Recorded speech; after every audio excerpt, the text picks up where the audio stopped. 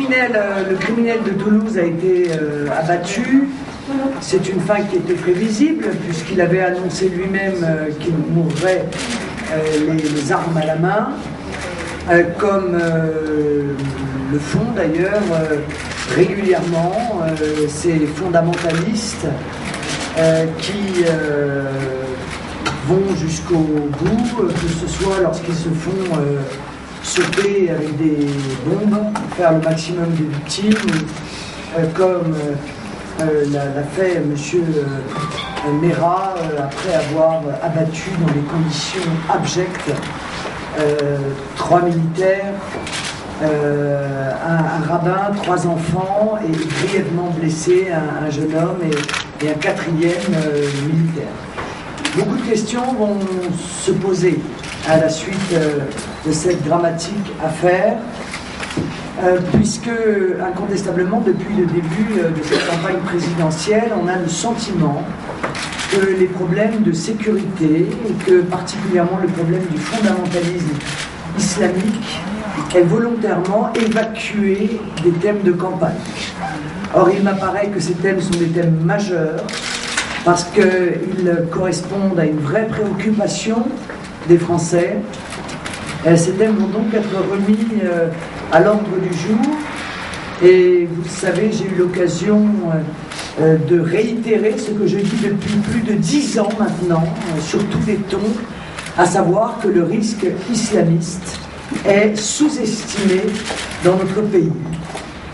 Nous aurons donc l'occasion, je pense, dans cette campagne présidentielle, de voir si réellement l'ensemble des mesures sont mises en œuvre depuis des années pour lutter contre cette radicalisation de l'islam, pour lutter contre les réseaux sur lesquels s'appuient les fondamentalistes, pour surveiller ceux qui portent une parole de haine sur notre territoire, pour vérifier les financements et les circuits de financement, notamment en provenance de l'étranger.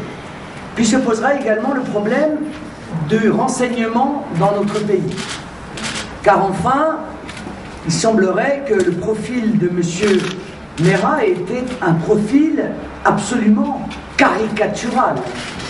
Un homme condamné 15 fois, contre lequel un certain nombre de plaintes sans suite ont été déposées, liées très directement à un comportement qui apparaissait comme un comportement religieux radical, pour le moins. Un homme dont on savait qu'il était parti en stage au Pakistan et en Afghanistan, ce qui n'est tout de même pas un élément anodin de son profil. Je pense que l'ensemble de ces questions, effectivement, devront à un moment donné ou à un autre être posées. A-t-on réagi assez vite? A-t-on surveillé d'assez près? J'ai entendu M. Juppé émettre les mêmes doutes que les miens.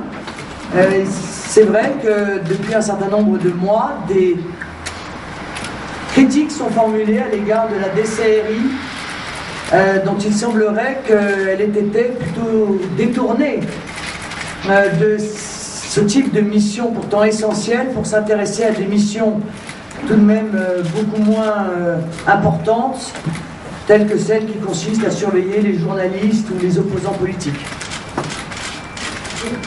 Bien. Alors, pour l'épilogue, nous n'avons pas beaucoup de détails. Je pense qu'on va pouvoir peut-être y revenir, mais il y a tout de même beaucoup de choses à envisager. Nous arrivons sur la dernière ligne droite de ces élections. Nous sommes le 22 mars. Dans un mois pile, nous aurons donc le premier tour des élections. Vous êtes plus souriante en principe parce que vous êtes au-delà de cette quête des fatidiques 500 signatures. Vous les avez eues, vous en avez combien? Nous en avons déposé 515.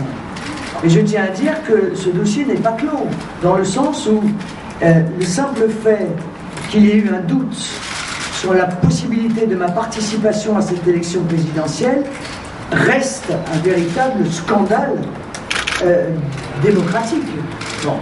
Le fait que nous ayons dû dépenser une énergie folle à ne plus faire que cela durant plus de 2 mois, c'est-à-dire à nous empêcher en réalité de faire campagne, d'aller sur le terrain, de rencontrer les Français, d'afficher nos documents, de les distribuer, pour se concentrer sur une mission exclusive qui consistait à récupérer des parrainages que d'autres candidats ont obtenus en claquant des doigts, est une profonde rupture d'égalité déjà entre les candidats. Et encore une fois, je remarque que, alors que tout le monde considère que ce système est un système qui est devenu inique, qui permet, permettez-moi quand même, à un certain nombre de candidats complètement fantaisistes d'être présents dans cette élection, quand la seule candidate capable d'être au second tour et qui ne participe pas du système, elle, pouvait en être écartée, eh bien, dès le lendemain de l'élection présidentielle, nous reposerons ce problème scandaleux